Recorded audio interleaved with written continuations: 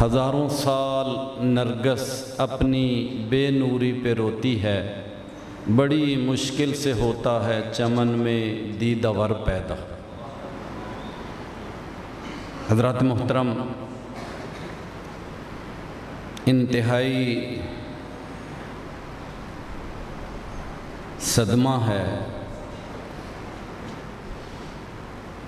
کہ ہمارے محسن حضرت علامہ پیر ابو النصر منظور احمد صاحب رحمۃ اللہ تعالی علیہ ہم سے جدا ہوئے۔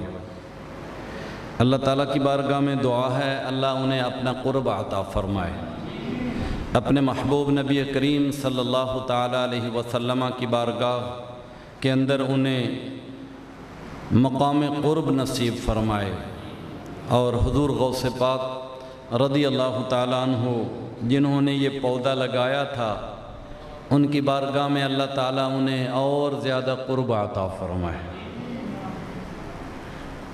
اور کل قیامت کے دن اللہ تعالیٰ اپنے ان نیک بندوں کے ساتھ ہمیں جمع فرمائے۔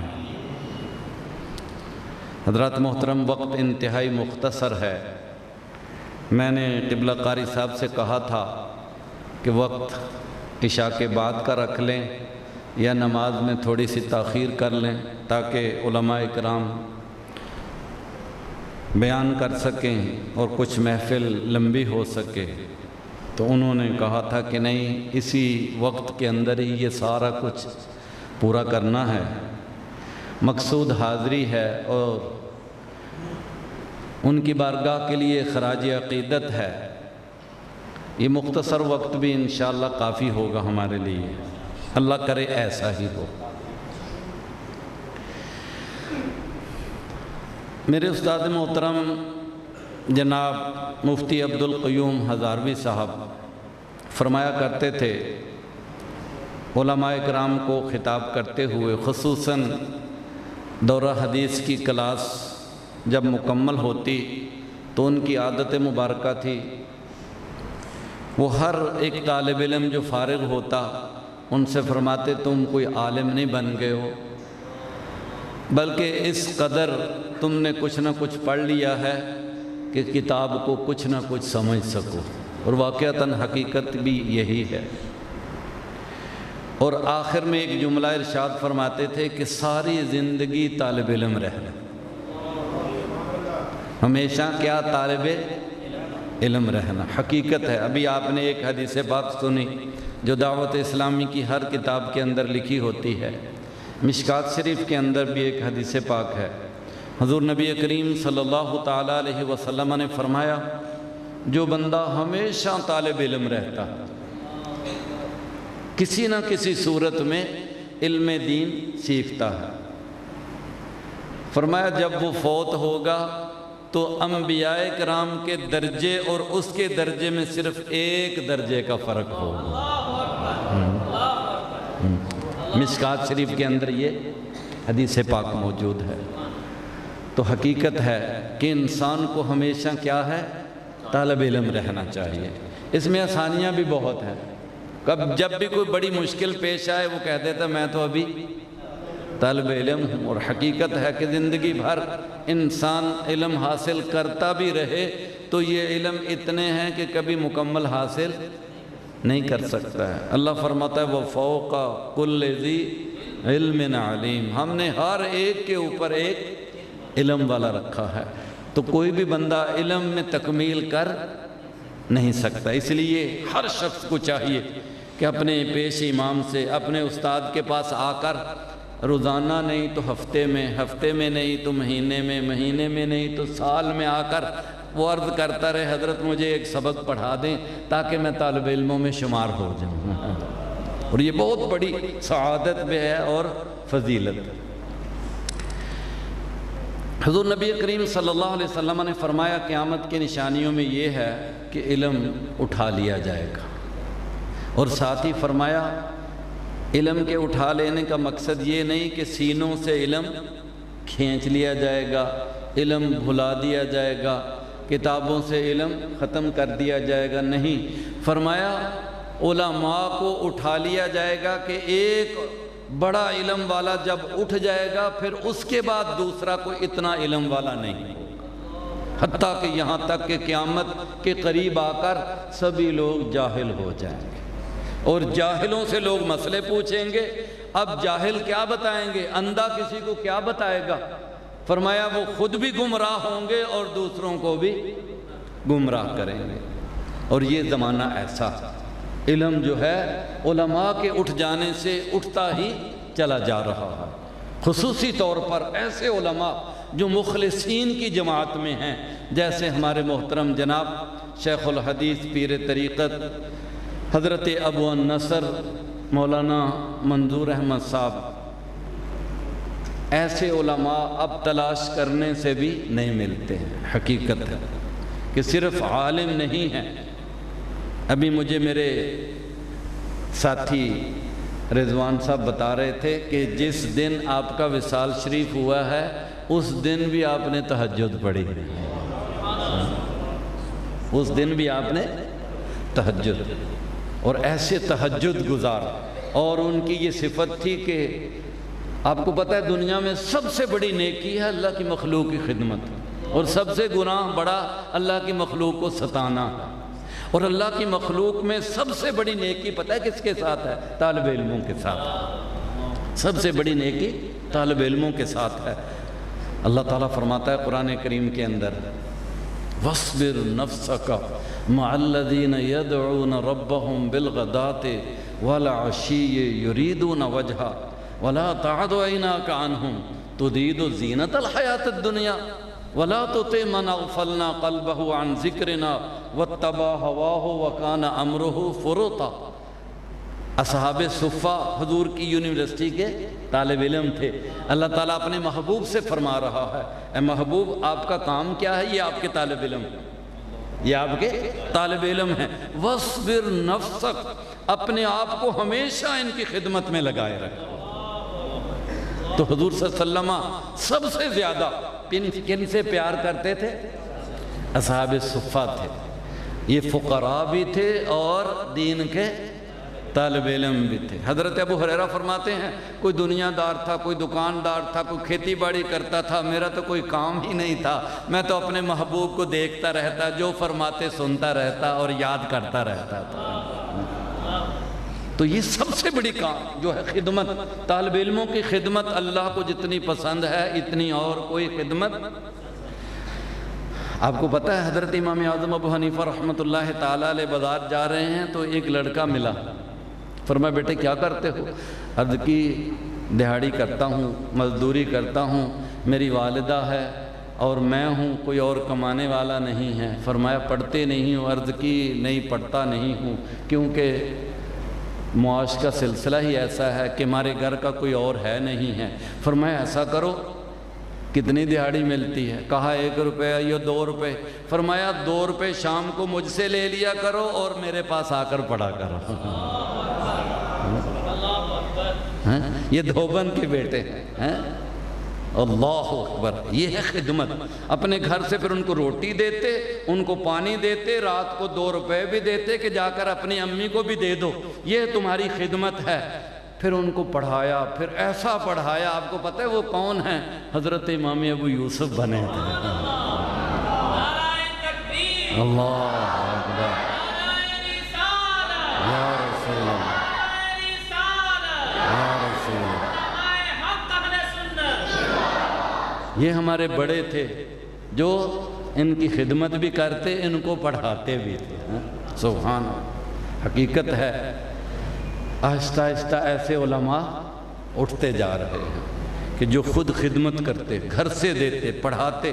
مولانا سردار احمد صاحب رحمۃ اللہ تعالیٰ علیہ کی 9-10 سالہ زندگی ہے فیصل آباد کی، لیکن آج تک پورے پاکستان میں ان کے شاگرد ہیں۔ اخلاص تھا، ان کی بیوی آٹا گوندتی ہے، آپ آگ جلاتے ہیں، اور بیوی روٹیاں پکاتی ہے، اٹھا کر طالب علموں کو کھلاتے ہیں، پھر کہتے ہیں آؤ ہم مل کر دورہ حدیث پڑھتے ہیں۔ اس وقت کی بات، اب تاریخ پڑھ کر دیکھتے۔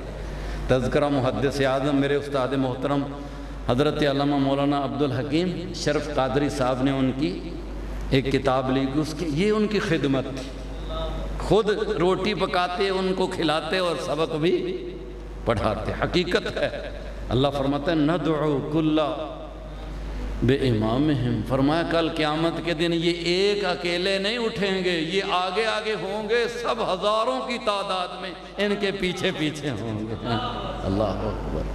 حضور نے فرمایا قیامت کے دن 120 صفیں ہوں گی، سارے نبیوں کی امتوں کی میری 80 صفیں ہوں گی انہوں نے، اور میری امت کے یہ علماء، ان کے شاگرد، ان کے طلباء ان کے ساتھ ساتھ ہوں گے، انشاءاللہ ہم بھی ان کے ساتھ ہوں گے۔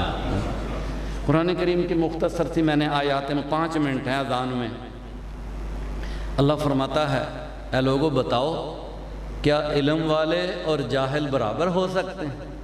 یعنی استفہام انکاری ہے، ایسا نہیں ہو سکتا ہے۔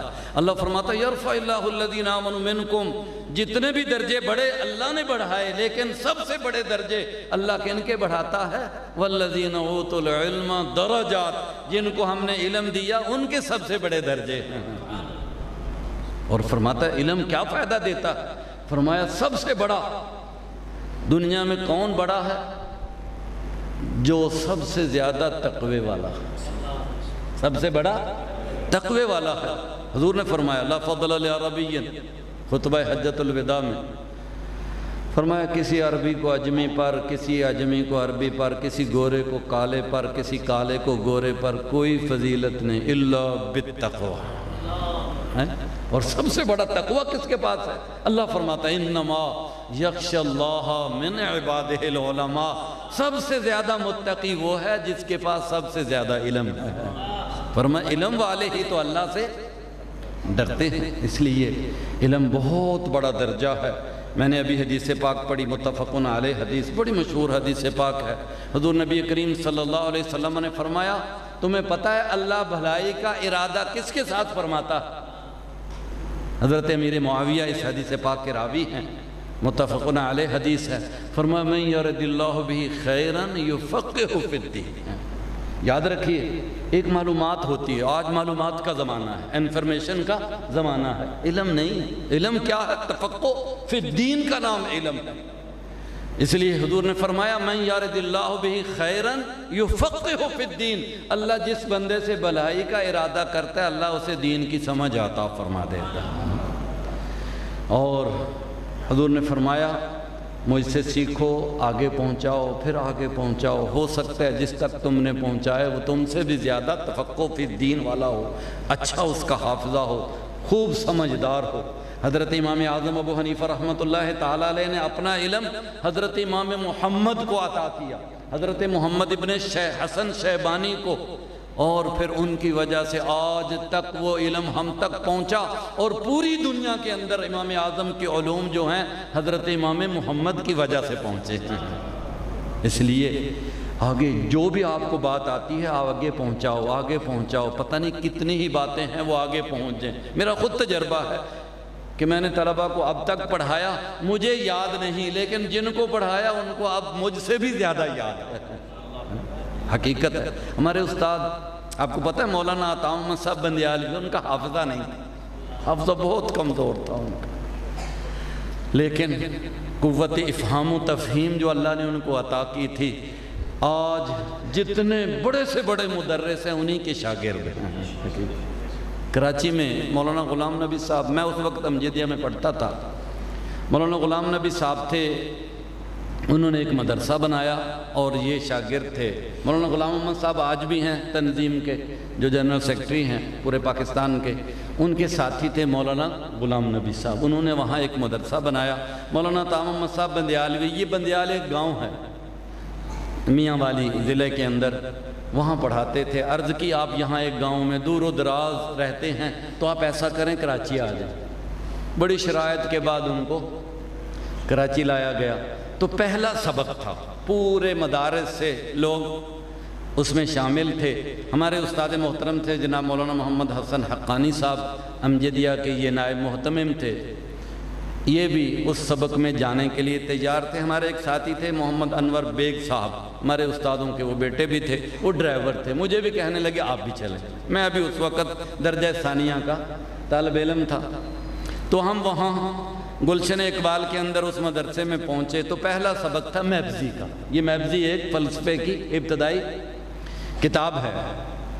تو وہاں ابھی سبق شروع ہوا تو مولانا عطا محمد صاحب بندیالوی آپ نے ایک واقعہ بیان کیا، فرمایا آج علم کی قدر نہیں اور آئندہ انحطاط کا زمانہ ہے، پتہ نہیں کیا ہوگا۔ جیسے کہ آج حالات ایسے ہیں کہ لوگ انگریزی کی طرف، انفارمیشن کی طرف اور ایسے معاملات کی طرف چل رہے ہیں، لوگ دین سے بہت دور ہو رہے ہیں۔ اللہ تعالیٰ دعوت اسلامی والوں کا بھلا کرے کہ ہمارے پورے پاکستان کے اندر انہوں نے درس نظامی کی کلاسوں کو جاری کر دی ہے، الحمدللہ۔ اللہ ان کو جزائے خیر عطا فرمائے، بہت بڑی ضرورت تھی جو بہت کمی تھی۔ اللہ تعالیٰ یقیناً اللہ بندوں کو پیدا کرتا ہے، اسی کا فضل ہے۔ تو آپ نے فرمایا پہلے علم کی قدر اتنی ہوتی تھی کہ جو شمس بازغہ صدرہ پڑھاتا تھا، یہ بڑے دو سبق ہیں، جو شمس بازغہ اور صدرہ پڑھایا کرتا تھا، بادشاہ کی طرف سے اس کو ایک جھنڈا ملتا تھا جو اس کے مکان کے اوپر لگایا جاتا تھا۔ اور اب میں میبزی پڑھا رہا ہوں کراچی میں بیٹھ کر، کوئی پڑھنے والا نہیں ہے۔ آئندہ زمانہ، آپ نے فرمایا آئندہ انحطاط کا زمانہ ایسا آ رہا ہے کہ کل کو نحو میر نہ ایک پہلی کتاب ہے کچی جماعت کی، درس نظامی کی کچی جماعت کی پہلی کتاب ہے نحو میر، نحو کی ایک چھوٹا قاعدہ ہے نحو میر۔ آپ فرمانے لگے انحطاط کا زمانہ اتنا آگے جا رہا ہے کہ ایسا لگ رہا ہے کہ کل کوئی نحو میر پڑھانے والا نہیں ہوگا، جو پڑھائے گا اس کے مکان پر جھنڈا لگا ہوا ہوگا۔ یہ 1900 جو ہے تقریباً 82-83 کی بات ہے۔ تو اب حالات کیا ہیں؟ اللہ تعالیٰ جو ہے جزائے خیر عطا فرمائے۔ حضرت مولانا ابو النصر منظور احمد صاحب کی انہوں نے ایک اتنا بڑا بابا فرید گنج شکر رحمۃ اللہ تعالیٰ علیہ کا نام کا ایک پودا لگایا ہے، اس کا نام ہے جامعہ فریدیہ ساہیوال کے اندر۔ اب اس کی اتنی شاخیں، وہ اتنا تناور درخت ہے اور اس کی اتنی برانچیں، اتنی شاخیں ہیں کہ الحمدللہ آپ دیکھ رہے ہیں کہ ان کے پودے، ان کے پھل جو ہے آپ کے پاس بھی موجود ہیں۔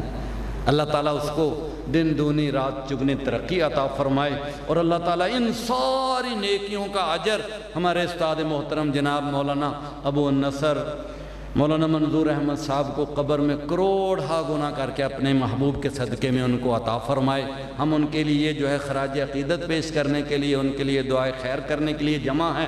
اس محفل کا جن جن لوگوں نے بھی اہتمام کیا ہے، اللہ ان کو جزائے خیر عطا فرمائے۔ اللہ اپنے ان نیک بندوں کے صدقے ہم سب کے گناہوں کو معاف فرمائے۔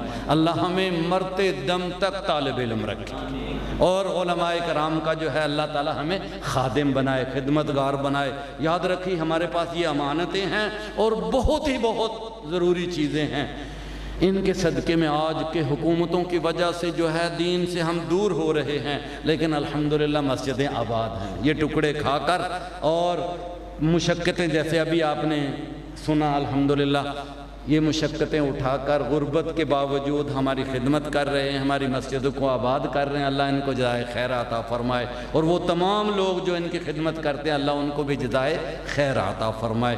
اللہ تعالیٰ اس محفل کو سجانے والوں کو خیر عطا فرمائے۔ وآخر دعوانا ان الحمدللہ رب العالمین۔